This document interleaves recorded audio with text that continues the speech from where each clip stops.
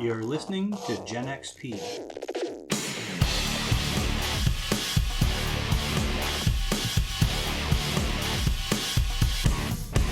Let's play some games. Hi friends, thanks for listening to our stories. I wanted to take a moment to remind you that we do offer exclusive access to content, behind-the-scenes interviews, candid pictures, props, and homebrew rules, in addition to official art and our Discord channel where we interact with our followers. If this sounds like your sort of fun, please consider subscribing. You can find us at patreon.com/GenXP. We truly appreciate your support, and thank you once again for listening. Previously on Blades in the Dark, the Thieves Guild known as the Spirit Hand, a pair of ruffians that go by the names Eulogy and Beau, agreed to take work from a local crime boss and steal sensitive cargo from the lightning-powered train known as an Argonaut. They felt that going in stealthy was the best use of their skills, but a poor roll landed them in a risky situation. We rejoin the duo as they embark on the heist. Welcome back to the city of Duskfall and our finale for Blades in the Dark.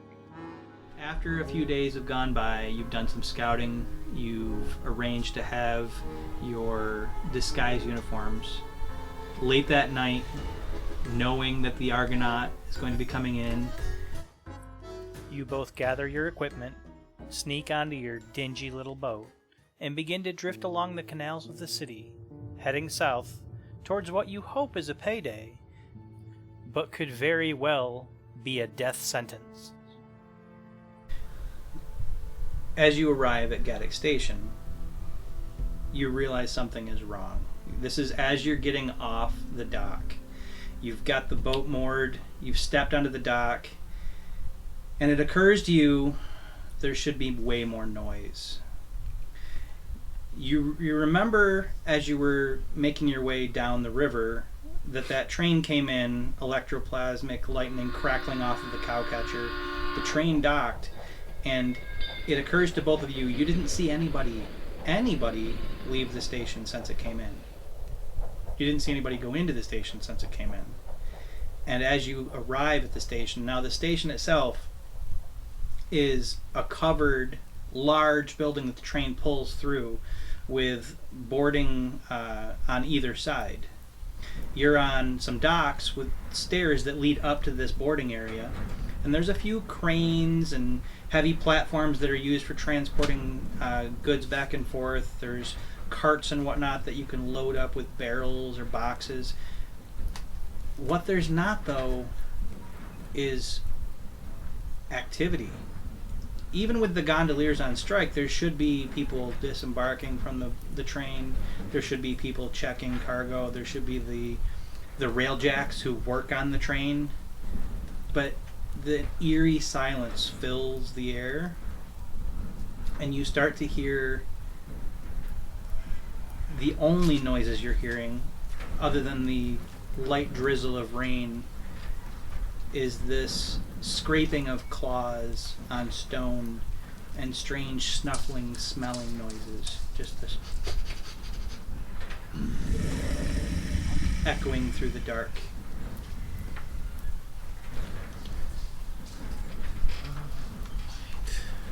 It's coming from the train station? From the train station or near the... Imagine that you're in this very large, like almost auditorium-sized building with a train that comes in one side of it and goes up the other, and the train is parked. Well, parked. The train is immobile. It has pulled into the station, and a number of the cars are inside this building, including the ones that you're looking for. And we're inside the building as well? You're inside the building, but near the water. Okay. So there's some stairs that will take you up onto the actual main level of the building. But from in that large building, you can hear the echoes of stones, or of claws on stone, and the occasional snuffling growls of something. And I'm going to start a clock. Okay. So I'm going to send Arrow, since I figure I have in my counted him as one item, and Arrow and I share a mind link, which means that we can share our senses and we can talk telepathically. Okay. And that's one of my abilities. So I send Arrow to go scout us a path through these dogs. Okay. Arrow and I share a telepathic link, and I can see what he sees. He can see what I see. We're basically one Okay. unit, and I tell him, whether we have to go up, around, wherever, but Arrow can get around easier than I can because he is a iguana, and so people don't pay as much attention to him. And I send Arrow out to do some scouting. Okay. Some surveying. So this is going to be your role. What sort of a role are you going to use with Arrow? Right, so I believe this is a survey role. So survey kind of gets the lay of the land and checks the situation and can tell what something's going to happen, like kind of predict something that's going to happen. Yes.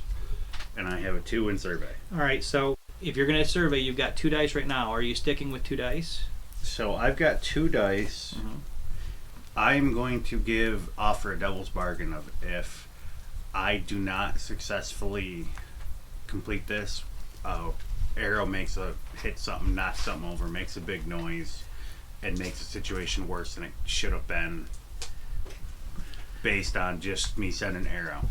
Okay, so you want a devil's bargain that if this doesn't go well, that it's going to get way worse. We're all gonna die.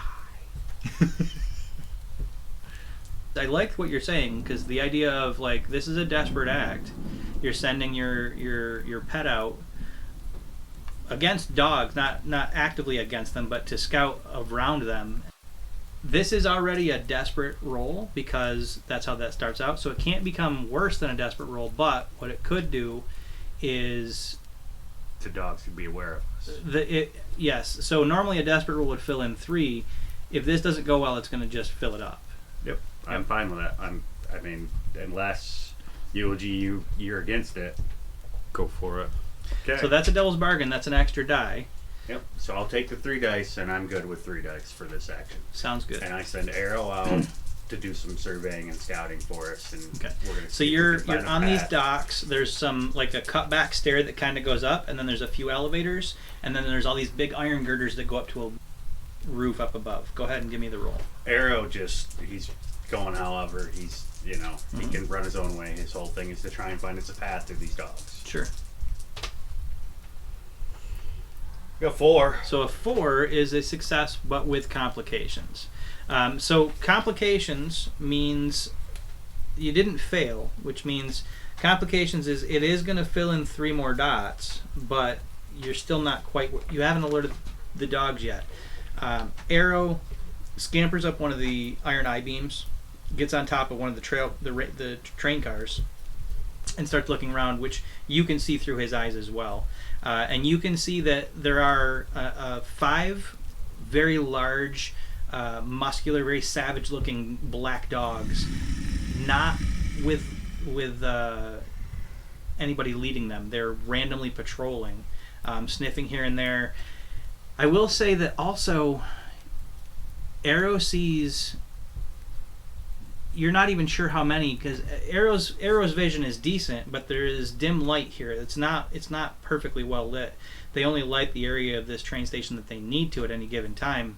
There are a number of dead bodies that are mutilated bodies that are laying on the ground here and there. That the dogs, you can tell it wasn't done by the dogs, and the dogs are looking around for something else. But Arrow does find that the best way for you guys to get from where you're at up into the area where you need to be without fully alerting the dogs is there is it's kind of rickety, but it is a kind of a pulley crank system with a platform, like an elevator type thing that you can pull yourselves up on. It's usually used for hauling cargo, but you think the 2 of you should be able to fit on there and make it up without too much problem. It might be dicey, but that's the best the Arrow could come up with. At this point, I'm game. We can try and sneak over there using prowl. In my opinion, we both have halfway decent prowl. There's dead bodies. I'm assuming there are spirits in the area. Bo, do you fill Eulogy in on what you're seeing? Yeah. Okay, so yes, you would imagine that there probably would be, especially if they're newly dead because they haven't been collected yet.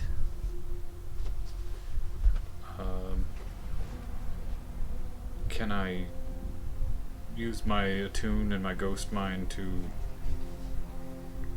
You can, however, right now the immediate threat is the dogs are coming towards you, so you have to act now. Is that what you're doing, is trying to act to do something for this? I'm trying to act to get spirits to run a distraction for me. Okay. We can try that. So I think that in the stress of this immediate event, you weren't seeing any spirit structures around, but knowing that there's bodies, there has to be spirits around. You can definitely try to reach out to one of them. That's most likely going to be an attune roll. Okay. I'm good with that. So you're going to try to call one of these ghosts to you. You know that at some point with dead bodies, the spirit wardens, which are a faction in the city that handle this sort of thing, will show up to dispose of those bodies, because if they're not disposed of, the ghosts will become permanent. Right. So there is a timeline on that as well, which in fact we will start another clock for spirit wardens because there are bodies everywhere.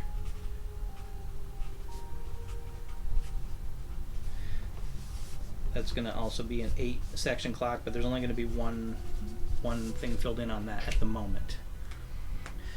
Go ahead and what sort of a roll are you going to? You said attune. How many dice are you rolling with? I have 4 dice for attune. I want to see if I can contact a ghost and ask for assistance. Sure.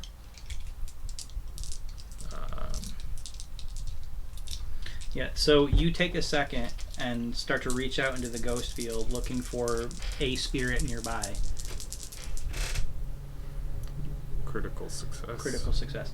What does it look like to Bo when eulogy My eyes connects to glow ghosts? silver, like my hair would be if I let it grow.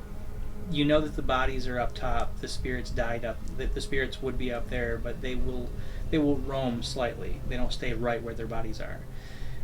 As you reach out, push some of your energy into the ghost field looking for a spirit that you can connect with, there is I think that maybe your eyes drift up looking for something up there, and you hear a slight cough next to you, which I think that with as much as you deal with ghosts, you're not easily startled. But you hear a slight cough next to you, your eyes dart over, and there is a mostly translucent, somewhat bluish man with kind of like a bushy mustache and a scraggly beard, kind of a flat cap.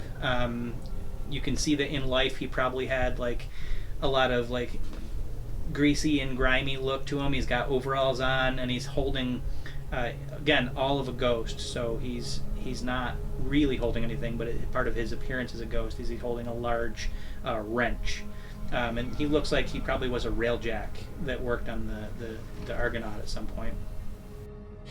Yes, you call me. Those dogs that got you, they're after me. I could use some assistance. Wasn't dogs, sir. No, the dogs were well behaved. We keep them off the Argonaut, but yep, they'd be after you for sure if you're down here and not so to be. You want me to do something about that then? Could you help me? Perhaps there's something I could do for you in return. Well, there's something in car 13 that made everyone go mad. I can handle the dogs for you. At which point he steps back into the wall that he popped out of, and a moment later you see him step out up above, like he just walked through the earth to get up. And you hear, you can't quite see this, though I think that Arrow is still up there. You see, Arrow can't see the ghost, but you see a large pile of crates suddenly just get tipped over on the far end of the station, just causes all sorts of ruckus. But the dogs all immediately, like their heads pop up, their ears twitch, and then all 5 of them go rushing off towards that section. So you've cleared the dog threat for right now. They're not fully gone, but they're not a threat currently. Bolus eulogy. Never get used to that, man. Let's go. So now you don't have to take the elevator. Are you just going to head up the stairs, or how are you getting up to the train? If the stairs are the... The stairs look by far more sturdy. Okay, then that looks to be the best. Walk route. up the stairs and get to the Okay. top. And So at the top, you are on the train dock of the station. We'll say that you're on the river side of the station, but there is this is a very long, like football field length, or even more, big auditorium building with all these cars in it, and you can see sticking out the far end of the building, the station, Gaddoc Station, is the locomotive, and then there's just car after car after car after car. You can tell some of the cars are straight up, cargo cars. There's a coal bucket car. Then there's passenger cars. Where are you heading? Are I'm the gonna cars numbered? They're not numbered. No. I'm gonna go on top of the train. Okay, so you're going to climb up on top of the train. Yep. We can see the front of the train, though? You can see the front of the train. And I just start making my way, jumping across the down. We can count Are down you as we are you go. climbing up as well? Sure. So the two of you, I mean, there's ladders and whatnot. You grab the ladders, climb up to the top of the train, and then you're starting running down the top of the train. Counting off as we go. Yep, trying to find, and you're heading towards which car? Well, we hit 13 before we hit 14. Correct. So if we get the car. All honesty, do you want to hit both at the same time? I mean, it's one car difference. And Well, the I wanna only go the in- only thing we need I is a wanna go burlap sack with a noose in it. But I only want to go until we run to these dead bodies. I mean, where do they start in reference to the car numbers? Probably around car number 10, and then Okay. they're scattered on the ground on So both I sides. stop of at car number 9, Okay. and I'm like, "This one's all you, man. Everything looks fine to me." But You stop at car number 9, come to a halt, and Arrow is back on your shoulder at Yep. this point. And- You do hear, this is the first time, other than dogs, that you've heard movement, and there is something moving around in the car that you were about to go to, car number 10. There are something moving around inside of there. You're not sure what. In car number 10? Car number 10. oh, maybe this isn't all you then. Maybe it's actually alive. Honestly, we need to get to car 13 and 14. We could just try to sneak over the roof of this. It's up to you. You tell me what you want to do. I just kind of say, "I'll cover you from here." Okay. So you're not going? No. Okay. So you can do what's called a group action, where one person says, "We're going to sneak," and then you both roll, and you take whichever's higher for both of you. I'm better at covering you Okay. with my abilities than I am Okay. at. I mean, You can't. You don't have to go. That's it makes cool. sense. If you want to cover from a distance, I will try to sneak up and get what we need and come back. Well, the and way we'll I just get figured the is, hell you outta move here. up one car, I'll move up one car, and then I can look in our front and back. You're pure range, though, right? I can use pistols up close. But I mean, you're better at range. I can use it's 6-1, I guess. In looking at this, because You hear a shattering of glass from inside car number 10, and a angry exclamation. Not words so much, just a "Arrgh!" Definitely a human voice. Just "Arrgh!" go ahead, I'll cover you. Sneaking across Okay. the roof. What skill are you using? Prowl. Okay. How many dice are you going to roll? Have 2. So you started this entire session, encounter in risk or in desperate, but I think you've moved to risky at this point. You're no longer desperate. You managed to overcome that first thing. So it is risky because you're sneaking past what you're not sure, but you have 2. Go ahead. I'm just thinking.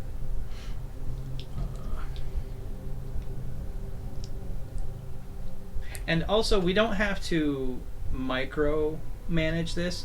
If you just want to sneak from where you're at to car 13, that's one roll. Okay. It doesn't have to be a roll for every car. That's what I'm looking to do. Okay. And you're going to try to sneak to car 13. car 13 from car 9 is really only maybe 50 yards. So if you want to follow him, you can, or you can stay back. I'm just staying back and covering him for now. That works. Okay. I am going to. I'm going to push myself to get an extra die. Okay.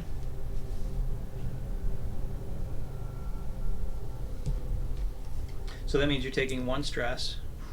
I thought it was 2 for a push. I'm sorry, 2 stress for pushing yourself. Yeah, it's 1 stress to help somebody. All right, a 6 is a full success. You creep onto the train car, your feet lightly moving across, making no noise. As you move across the car, you can hear more than one person moving around in there. Just heavy footfalls, and that's car 10. Car 11, you hear it again. There's more people in there, moving around, but kind of like low moans and growls. No words are spoken.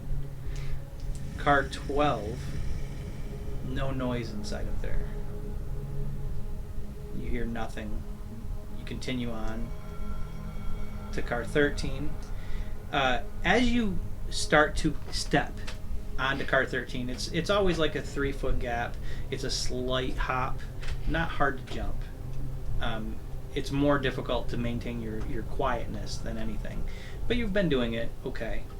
As you start to lean forward to build the smallest amount of momentum to leap forward, your ghost senses that are part of your crew flare for a moment, and you can see that the entire car 13 glows with this green sickly energy that you're not sure is safe to touch. So you see Eulogy creep forward a number of cars. You know that he was about to jump to car 13 and then stops. You're far enough back, Bo, that you can't tell why he stopped, but you see Eulogy stop suddenly, and it is taking a moment. As Eulogy stops, I snap my fingers as lightly as possible. Okay. See if I can get his attention. Okay. So yeah, you hear him, you look back. Look back. And I mime me going across now. Bo then is asking Eulogy if it's safe to creep up. And Eulogy gave me the high sign, so I'm going to now try and work my way across as well Okay. to get caught up to him. But I also put a finger to my lips and pointed at each of the cars. Okay. Oh, well, then that must mean I just run across them, Yes. stomping my feet, right? Of course. So, I'm going to push myself as well to give myself a 3rd die Okay. and make my way across the cars to Eulogy. I got a 6. We're good. Okay, yeah. And you two are well practiced at being quiet. It's part of the type of crew that you are. You slide across, and just like Eulogy, you hear mumbling groans and growls, heavy footfalls from inside a couple of the cars. Eventually you get to the same car that Eulogy is on. That's about when your attunement to the general ghost field of structures comes into play as well. And you see this kind of flickering green energy that surrounds car 13. And I think when you're both there, and because you're both attuned to this, you're seeing that flickering green energy, and you're seeing small traces of it on the bodies that are near car 13. Just little flicks of fire that I look greenish over at fire. Eulogy. I saw you, buddy. I don't have a clue. Can I study the area to see if I can figure out what's going on here? You can try, yeah. You can make a study check if you want. Is there anything you're doing in particular? You're just kind of looking, or were you looking for something? I'm more just trying to rely on my knowledge of the occult and whatnot to see if I can figure out what the hell's going on here. Sure. Okay. What are we rolling? You said study. But how Study. many dice? I have 3 dice and stuff. Okay. Is that enough? That's enough for me.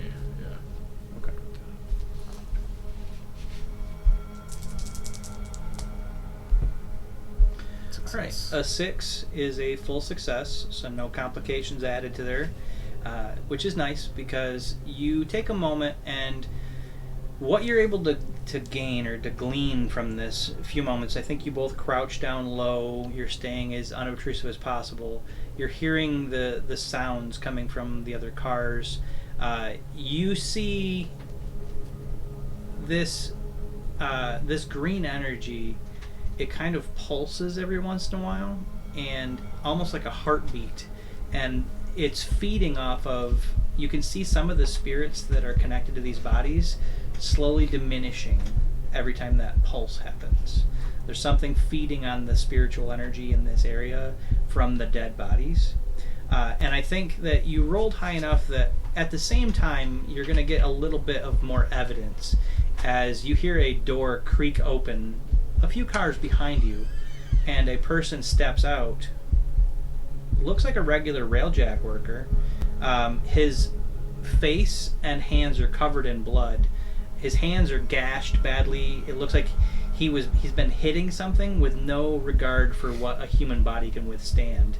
And you can see his eyes just lit with green fire.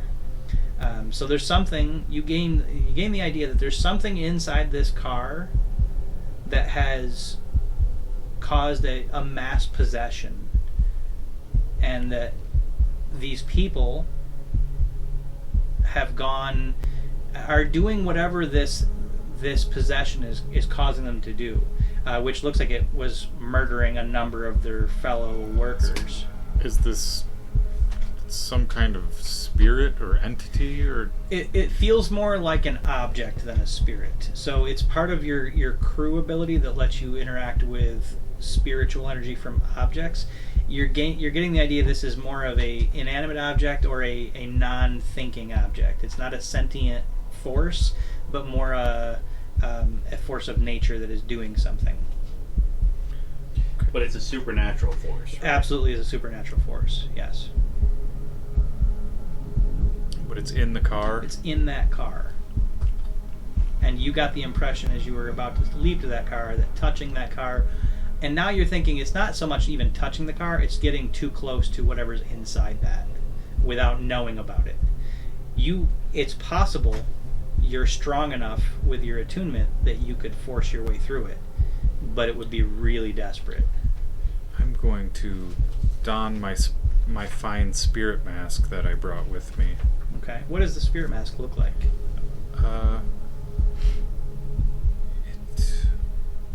It's got flames on. It's like in the form of flames. It's kind of an orangish colored mask. Is it like three-dimensional flames, or is it painted on? It's three-dimensional flames. Nice. Okay.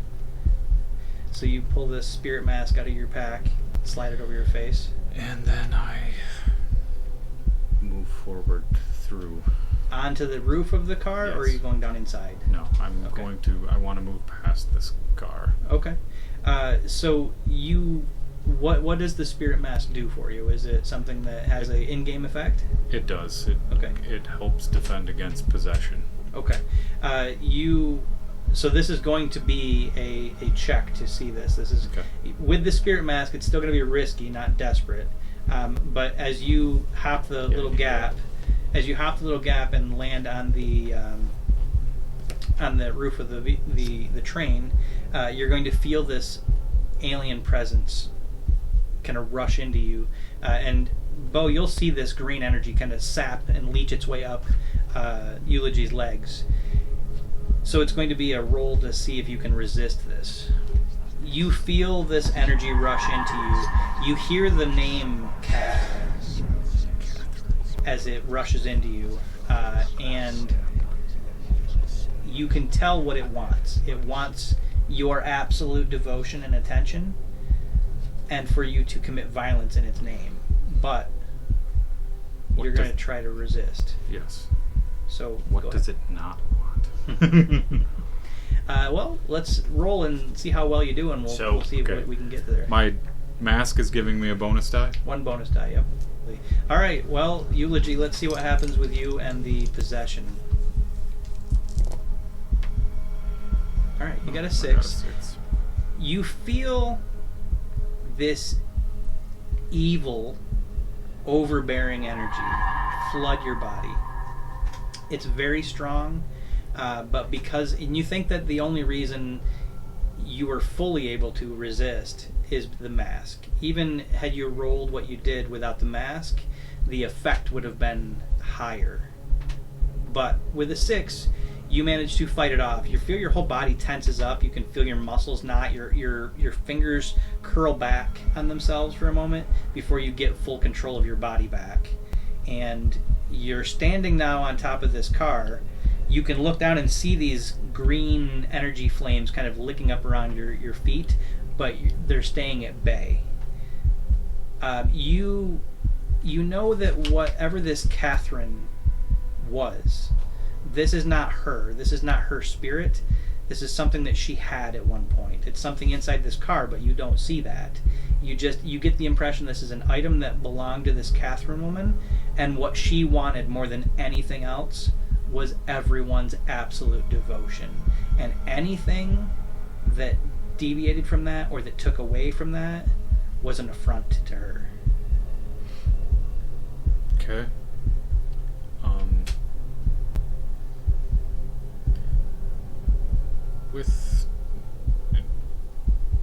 Would I be familiar with items like these? You're an academic, so you've Right. done some studying, you've done some reading. If you want to do maybe a flashback to some reading that you were doing at one time, some research, I could see that being a possibility. Okay.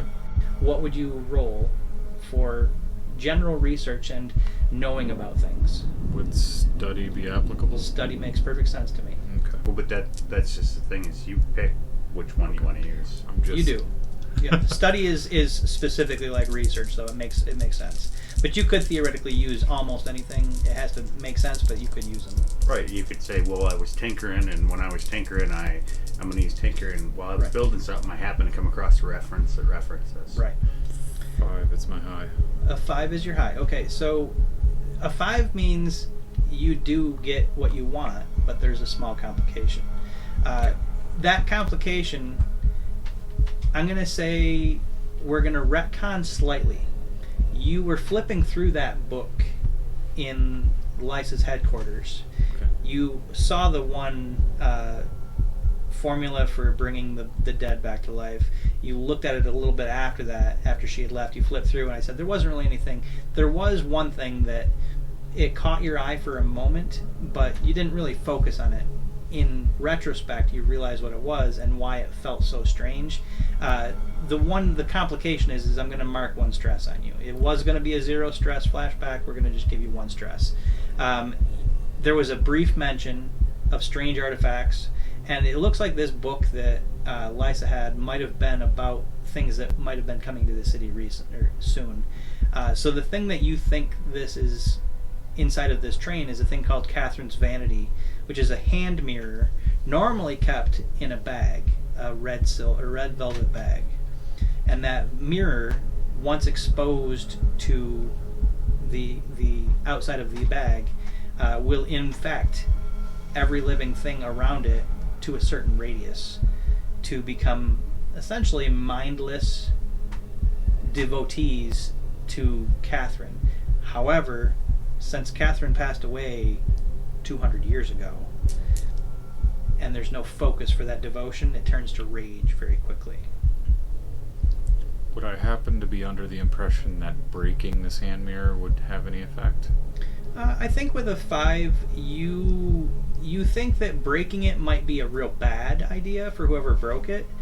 There might be a way to neutralize it, but breaking it probably wouldn't be it. Like put it back in the bag. Well, if the bag is there, that would be my first thing, would be to put it back in the bag. But if the bag isn't there... When I say neutralize, I mean permanently neutralize. If the bag is there, for sure, putting it back in the bag will stop what's happening. But to permanently neutralize it, there is a way to do that, you think, but you don't think it's breaking it. Around this time, Arrow alerts you because from the far end where those dogs were, where they were sniffing around, I think Arrow transmits the vision into your mind's eye because you can see through his eyes as well. Telepath. Right. So Arrow shows you a scene that's unfolding, not in the direction you were looking. You were watching Eulogy. Arrow shows you a scene that's happening. There's some pops and flashes of light where those dogs were, and then you see the dogs' bodies just kind of fall unconscious, and you see 3 people creeping through the shadows coming in from that direction. Eulogy, we got company. Alright, you take care of them. I'm gonna see if I can neutralize this shit. Okay. And And it's- I and Don't going- wait up for me, because if I fail, it'll be bad. I'm going to start a 6-segment clock with 2 filled in on company because they are on their way towards the trains.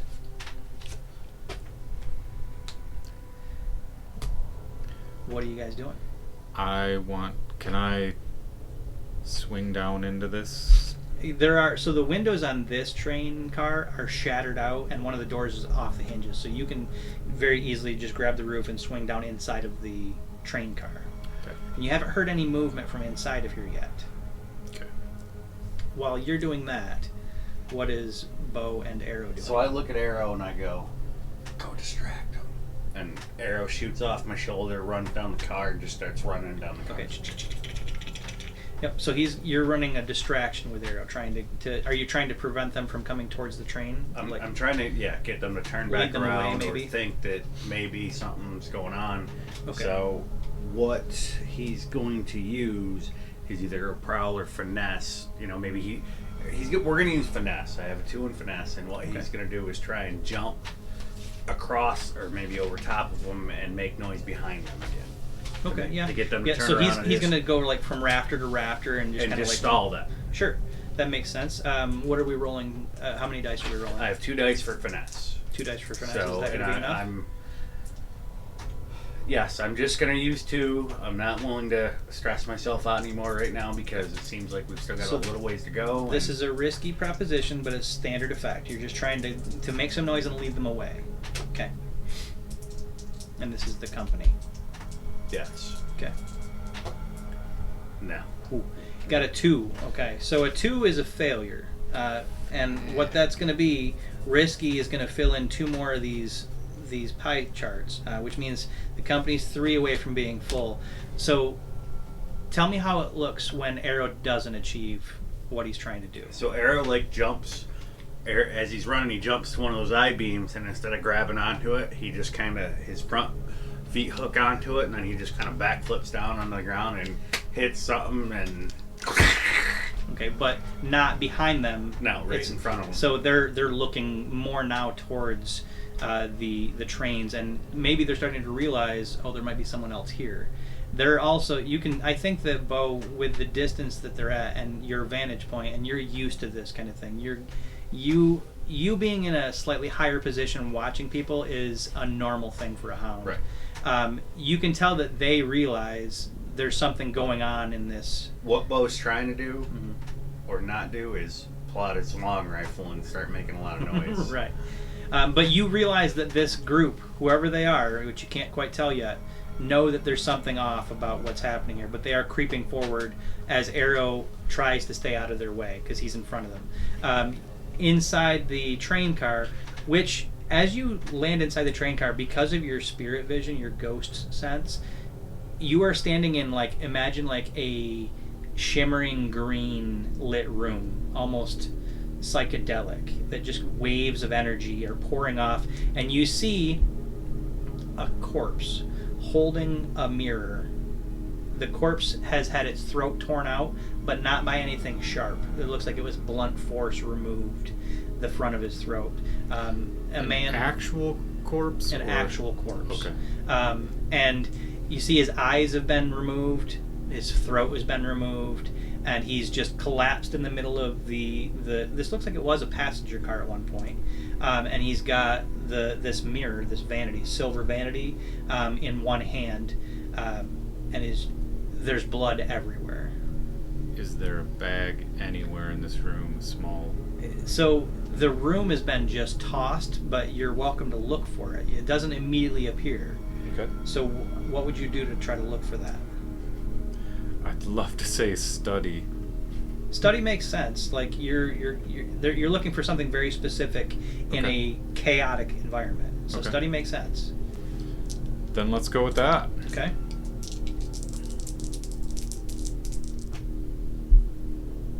Is A 4 is a success with a complication. okay. What happens is I think you notice out the windows, you see Arrow fall. I mean, this is a ways off, but you see, like, you catch the glimpse of Arrow fall. You watch him knock a box over. You notice this group coming down. You feel a little frantic. You're starting to search quickly, and when you see the bag, you're like, there it is, and you reach unwillingly. You didn't mean to, but your hand brushed the mirror. You're going to take level 2 psychic harm, unless you want to resist it.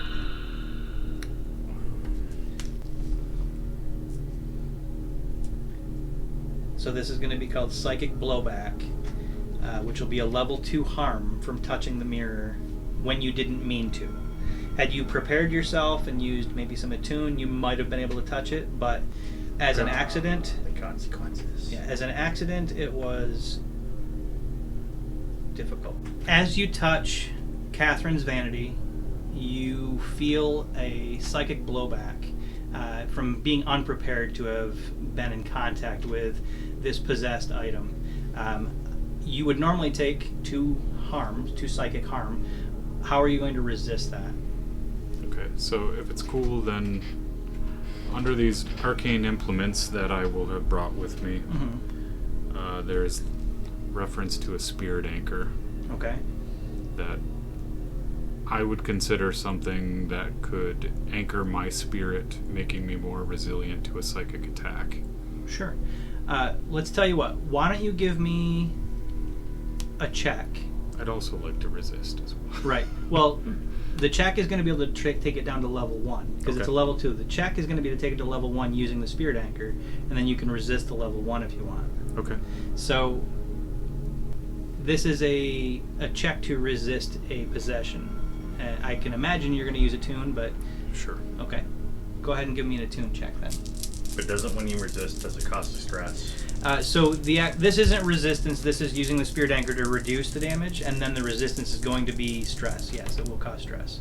All right, with a 6, you don't break your spirit anchor, but you do reduce the damage from psychic blowback to, we'll call it a paranormal migraine. Okay. That's the level 1. All right. We'll call that the level 1. Outstanding. Level 1 harm. So if you want to resist level 1 harm, Okay. you can say, I'm going to resist, and this is going to be a resolve check. So I only get 1 die. You only get 1 die, and you automatically resist. Resistances always work, This is how and they much? cost 6 stress minus whatever you roll. Okay. Okay. So you're gonna resist this. You'll take no harm, but you will Good. take this much stress. So you take no stress. Outstanding. So between the spirit anchor and your absolute resolve, you completely shrug off. It still feels like you plunged your hand into a icy river for a moment as you touch this, but you come up with this red velvet bag that you know will dampen this effect. Okay. And I'm as quick as possible going to just Over top, and as soon as you do, Bo, you hear just bodies fall inside the cars that you've been passing over. You just hear like unconscious, you just hear bodies falling all over the place, and you see that green energy dip away I as wasn't looking at the green under. Well, I see it. I'd say out of the corner of your eye because it was lighting up a lot for you. So, my concern though is what are the 3? Right, the company, yeah. So that's happening while you're doing it, because really, Eulogy was looking for the bag for a moment. You had another moment while this company was moving forward. They have not been deterred from moving forward, and they're getting closer now. And it looks like they're heading for car 15. Okay, I'm done playing around. Arrow failed me, and I'm upset. But what I'm gonna do is I'm gonna pull out my fine long rifle, Okay. start laying down some suppression fire. Okay. So what Bo does is Bo reaches on his back, unslings his long rifle, picks it up, and he is going to use his sharpshooter ability, which means I have to push myself. Okay. But it lets me unleash a barrage of rapid fire to suppress the enemy. So you're trying to literally not hurt them as much as just keep them away. It's just get them to run back behind the boxes and Gotcha. then get arrow back to me. Okay, yeah, makes perfect sense. As the green energy flickers and diminishes, you push yourself, you take a stress, and then what skill or what role are you using for this? So I take a stress. 2 and stress for I pushing have yourself. Two stress. a fine long rifle. So I have 3 hunt is the ability that I'm using Okay. to shoot at. Is 3 enough? I think 3's fine.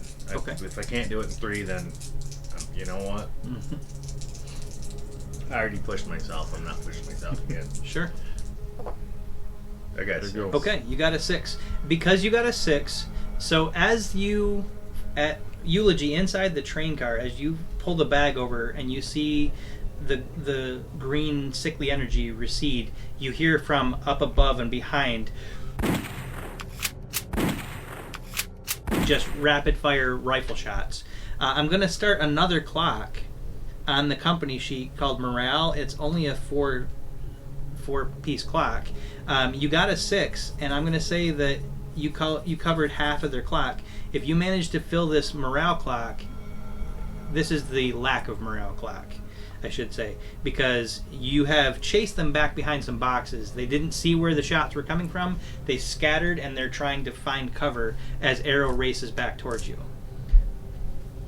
So they are retreating slightly. They haven't left, but they're definitely feeling. I am hunkered down, and not Done my yelling. task. This all happened at the same time. Eulogy, get to the car. Yeah, you hear the stage whisper from above and behind you. I'm in car 10. You're in car 13. Okay, I was going to say 13 was the one. We need to get to car 14. Yes. Yep. So I have 1 car to go. And these guys were headed towards car 15. Yeah, car 15. So maybe we want to get car 15 too, and we can ransom whatever they wanted. Yeah, the bag with Catherine's vanity, do you leave it there, or are you taking it with you? I'm taking it with me. Okay, so that goes into your pocket. then. Absolutely. Okay. I already have like backup plan if shit goes bad. Okay. All right. So then you hear the whisper from Bo.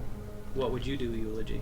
I would like to see if I can slip out and back in to Okay, the next car. the cars do open to each other. Oh, There's okay. a door. Then, There's yeah. a door at each end. You can walk from car to car. Right. Then I will do that. Okay. So you move in and start. You open the one door, step across the gap, open the next door, and inside that room, I'm going to say you, as your hand touches that door, from inside the door, from inside that car, you hear the click of a pistol, flintlock pistol being cocked as your hand touches the door. Someone's in there. That's what it sounds like. Bo, up on top. I wait, and as soon as one of them sticks a hand, a foot, a head. So you find out real quickly that you're not the only sharpshooter in the building right now. As one of them does stick out suddenly with what looks like a, not quite as impressive as yours, but a rifle that's been assembled, leans out and takes a pot shot at you. I thought he didn't know where I was. It appears that he might have figured that out. But you said you wanted to shoot as soon as you see him. Oh yeah, as soon as I see something, and This is going to be a desperate roll because he is shooting at you as well. I want to make a devil's bargain. So you're going to leave yourself exposed for Yes. the benefit of the shot. So by being a better shot, you're going to hopefully take him out. But if it doesn't go well, you're Then going to I'm get gonna hurt get worse. And So you're I know gonna, that, but okay. Yep. I'm willing to So try it. instead of a standard effect, so this would have been a standard effect, but if you're going to leave yourself in a desperate position is what you're leaving yourself in. So it's still desperate, but now it's a greater effect. So go ahead and what are you rolling? I'm rolling hunt again Okay. with a devil's bargain. That's acceptable, so I have 4 dice. 4 dice. Okay.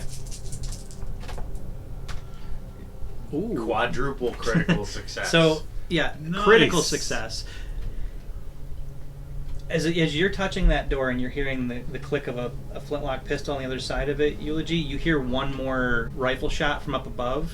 And what happens is, Bo, as you were watching, just waiting for one of them to stick their head out, you see the flash of a scope as this guy leans out. He's a small guy. He had like long stringy hair. Looks like he had one like a monocle goggle that was strapped around his head that was meant for magnification. Looks like in this gang, whoever these people are, you're not sure yet. This is their sharpshooter. But what really did him in for you, was that monocle goggle caught the light and gave you a target in that moment, and your bullet rips through his head, and his rifle just clatters to the ground without a shot fired at you. Just 3 6s on 4 dice. Nice. at which point the other two run. You see them. You know, they cut and run. You see them retreating towards the side door on the building with no intent of coming back. That is for sure. With rolling 3 6s is going to fill that lack of morale, and that company is running away. So I heard a click from the other. You heard a flintlock pistol being cocked. Okay. Are there. This next car, does it have windows and a door like the other cars? You lean out. This one is a cargo car, not a passenger car, so there are no windows on the outside. There's like a big cargo loading door that would slide sideways, but it's still closed.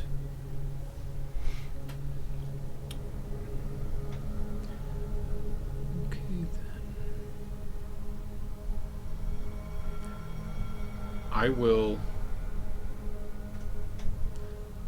I'm going to use my Tempest ability Okay. to flood the car I'm in with fog. So that's car Thick. 13 where you found Vanity? Yes. Okay. And then I'm going to stand to the side and open the door from the side. Okay. And then Pumping- just fog just fills car I'm 13. just pumping fog from the area, and I'm hoping it will spread into the next car when I open when the you door. open the door. And Bo, you see fog just start to pour out of the windows of car 13 as you hear a creaky door open and then a gunshot. Now you stood to the side. Yes. So as you fling the door open, you hear, and you see the fog disturb as a ball of lead passes through the car, ricochets off of a bench in the far back, and then you hear somebody loading a gun. The fog does start to spread. It's not perfect because there's not an airtight gap between the cars, so some of it is spilling out into the station, but some of it is rolling into that car. You hear a voice, very monotone voice, that just says, Come no further. My employer is not to be trifled with.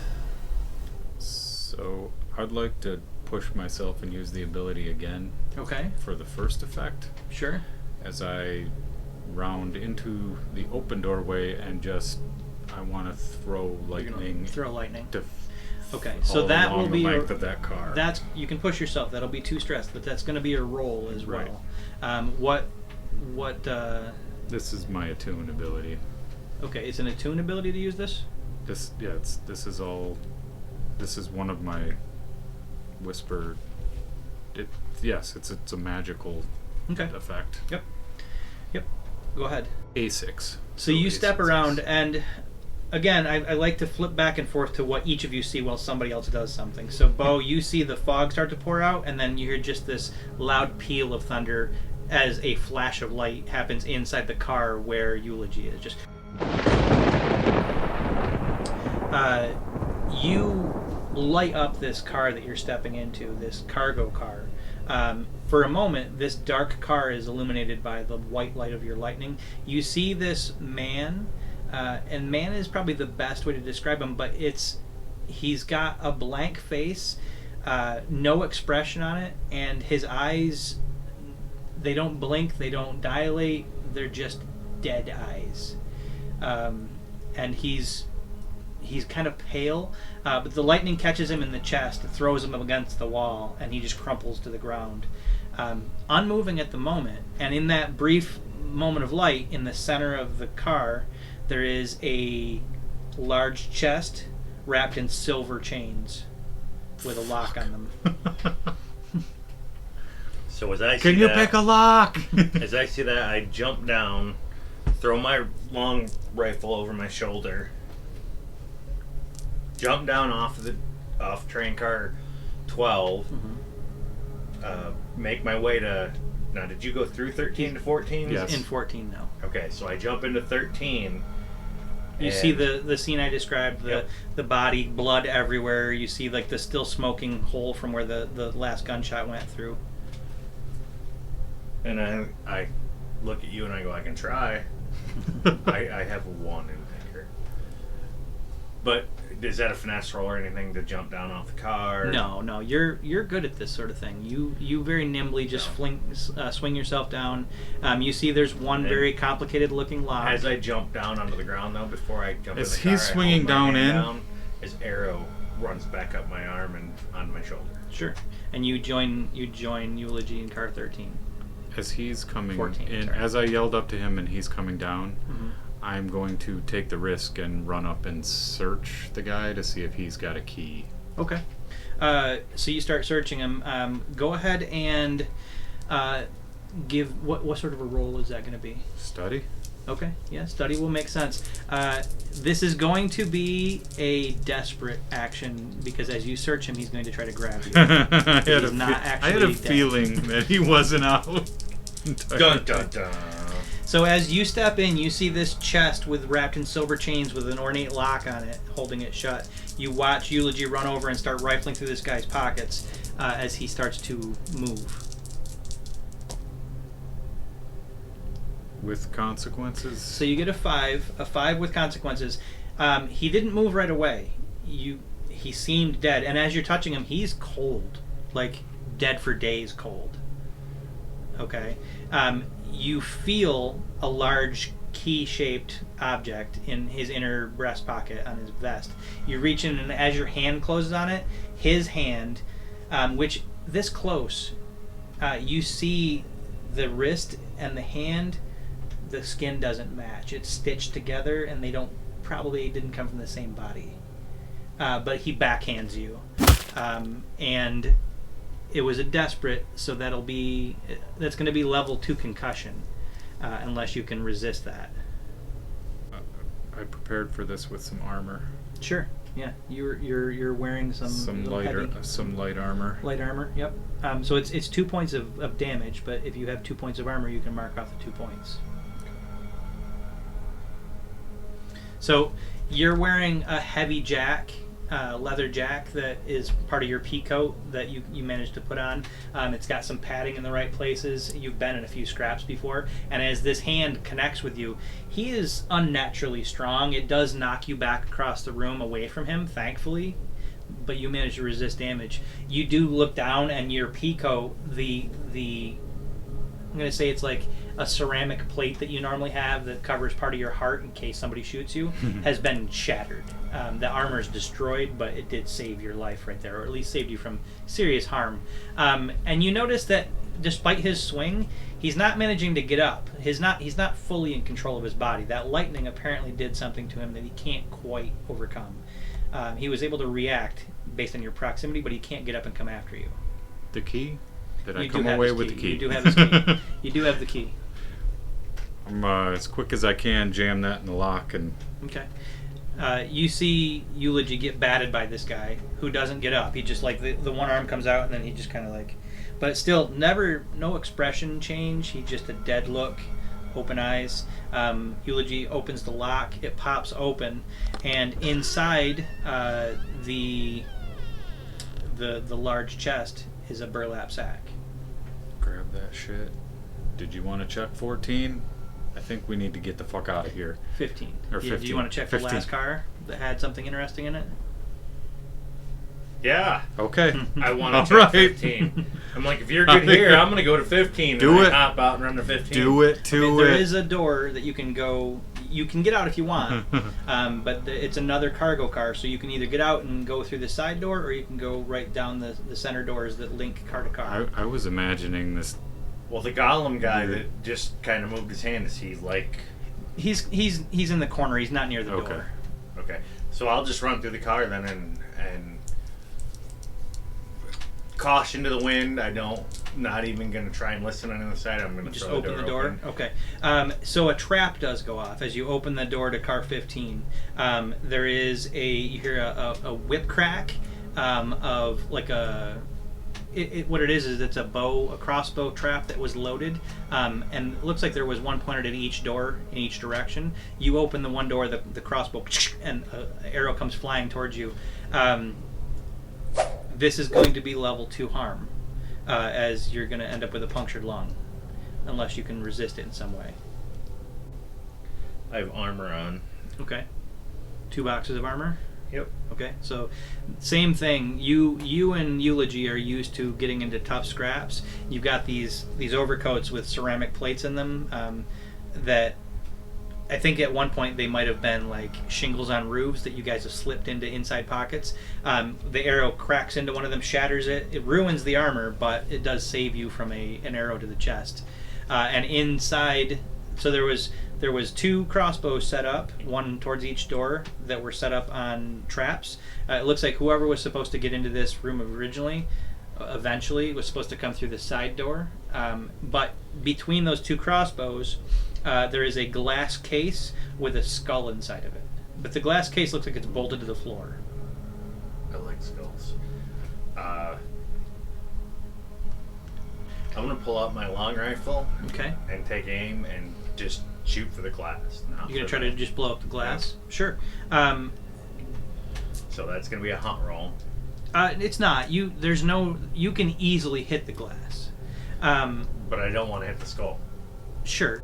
You're an expert marksman. You can shatter this glass without problems.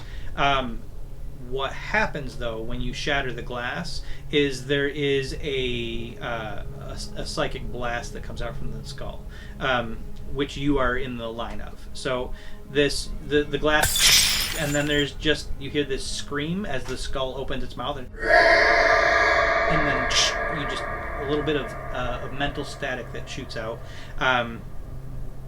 This is only going to be level 1 harm. You can resist it if you'd like, or take it. I'm going to take it. Okay, so it's level 1 harm. This is going to be called psychic static. But it only happens for a moment, and then the skull shuts its mouth. And you can see little pinpoints of fire glowing in its eyes now. I run up to the skull and I say, "Hello, would you like to go for a ride?" Oh, yeah, I'd like to get out of here for sure. And like his mouth, like his little skull mouth moves. And Do you mind? No, pick me up, that's fine. Get me out of here. I've got stuff to do. I pick him up and You pick him up. And with that, All right, now let's get the hell out of here. and how were you escaping this place? Back to where same way we came in. We left our Back boat on there. the gondola? Okay, yeah.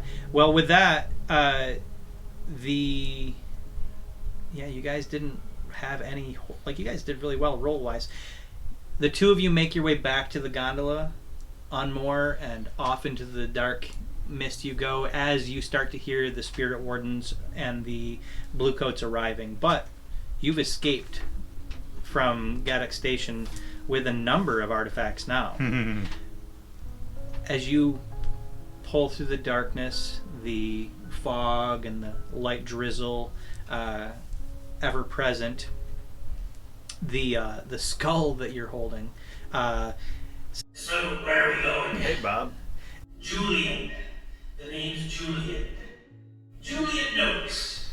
Which rings a bell to you, actually. You remember there being a Noakes gang that got away with a massive robbery that they never found the treasure for. The whole gang got caught, but whatever happened with the Noakes gang, they never founded their hideout. You make your way back to Crow's Foot, mooring behind the professor's haberdashery, and back into your lair. Now, I think that someone was probably watching your lair, and shortly after you get back, there's a slight knock on the door, and you hear from the other side of the door, Federico say, "Lads, I'm just here to pick up what Lysa asked for. Got your payment." You open the door for him. Yeah. He gives you 8 coin, which is a fortune. Not enough to retire on, but you can make some serious upgrades to your lair, to your equipment. Hands it over. He takes the burlap sack, looks inside of it for a moment, says, "Good lads, you do as you're asked, you get paid like you're told. We'll see you around." I'm glad it was in there. I didn't even look. At which point, the very large lumbering mountain of a man turns and walks away. And that is where we will wrap up tonight's one-shot of Gaddoc Station. Awesome. Thank you for listening to this finale of our Blades in the Dark heist. Next week we will be launching 2 episodes as we enter into our new original setting, the shattered world of Vor. Join us for adventure in a world of airships, pirates, and long-forgotten magic. This has been Gen XP. Thanks for listening. Catch you next week.